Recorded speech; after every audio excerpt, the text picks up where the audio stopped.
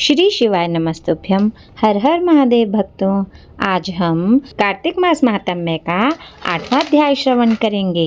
जय श्री गणेश। जिसकी दया से सरस्वती भाव रही उपजाए, कार्तिक महात्म का सुने 8वां अध्याय। जय श्री गणेश। नारद जी ने कहा, हे राजन, अब मैं कार्तिक मास के इस व्रत की उद्यापन विधि बताता हूँ। ध्यान पूर्वक सुनिए। व्रती को चाहिए कि कार्तिक मास में शुक्ल पक्ष की चतुर्दशी को व्रत के संपूर्ण फल की प्राप्ति के लिए तथा विष्णु की प्रसन्नता के लिए उद्यापन करें।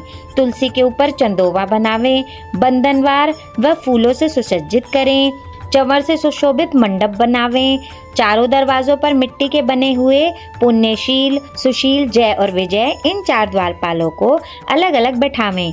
तुलसी की जड़ों में 4 रंगों द्वारा सर्वतोभद्र मंडल बनावें। उसके ऊपर पंचरत्न नारियल रखें और शुद्ध वस्त्र से कलश को ढकें। फिर भगवान विष्णु का पूजन करें।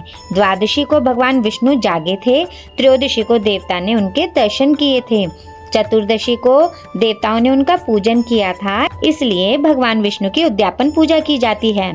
उस दिन संयम तथा शांत चित्त से व्रत करना चाहिए। अपने गुरु की मूर्ति बनाकर षोडश उपचार तथा विविध नैवेद्य आदि से भगवान का पूजन करें। व्रती विविध प्रकार के वाद्यों के साथ कीर्तन करता हुआ उस रात्रि में जागरण करे। जो प्राणी श्रद्धा पूर्वक भगवान का कीर्तन करते हैं, उन लोगों के 100 जन्मों के पाप धुल जाते हैं। जो व्यक्ति भगवान के निमित्त जागरण करके रात्रि भर भगवान का कीर्तन करते हैं, उनको असंख्य गौदान का फल मिलता है। जो लोग भगवान की मूर्ति के सामने नृत्य गान करते हैं, उनके अनेक जन्मों के एकत्रित पाप नष्ट हो जाते हैं। जो भगवान के सम्मुख बैठकर कीर्तन करता है और वंशी आदि बजाकर भगवत भक्तों को प्रसन्न करता है और भक्ति से रात्रि जागरण करता है, उसे करोड़ों तीर्थ करने का फल मिलता है। पूर्णमासी को पत्नी सहित वेद पाठी ब्राह्मणों को या केवल एक ही श्रेष्ठ ब्राह्मण को उसकी पत्नी सहित बुलावें और उन्हें खीर आदि का मधुर भोजन करावें और यथाशक्ति दक्षिणा देवें, क्योंकि पूर्णमासी को ही भगवान ने अपने भक्तों को वरदान दिया था और मत्स्य रूप धारण किया था। अतएव उस दिन जो दान, हवन, जप आदि भगवान विष्णु के निमित्त किया जाता है, वह अक्षय फल का देने वाला होता है। इसलिए व्रती 3 या 1 ब्राह्मण को सपत्नी सामर्थ्य अनुसार भोजन करावे। उन ब्राह्मणों को अपनी सामर्थ्य के अनुसार दक्षिणा देकर प्रणाम करे। बाद में भगवान विष्णु की पूजा करके अन्य देवताओं तथा तुलसी व कपिला गाय का पूजन करे। व्रत की कथा सुनाने वाले गुरु व उपरोक्त ब्राह्मण को वस्त्र, आभूषण आदि से पूजन करके उनसे इस प्रकार क्षमा प्रार्थना करे, आप सब लोगों की अनुकंपा से मुझ पर भगवान सदा प्रसन्न रहें। इस व्रत को करने से मेरे 7 जन्मों के किए हुए पाप नष्ट हो जाएं और मेरी संतान चिरंजीवी हो।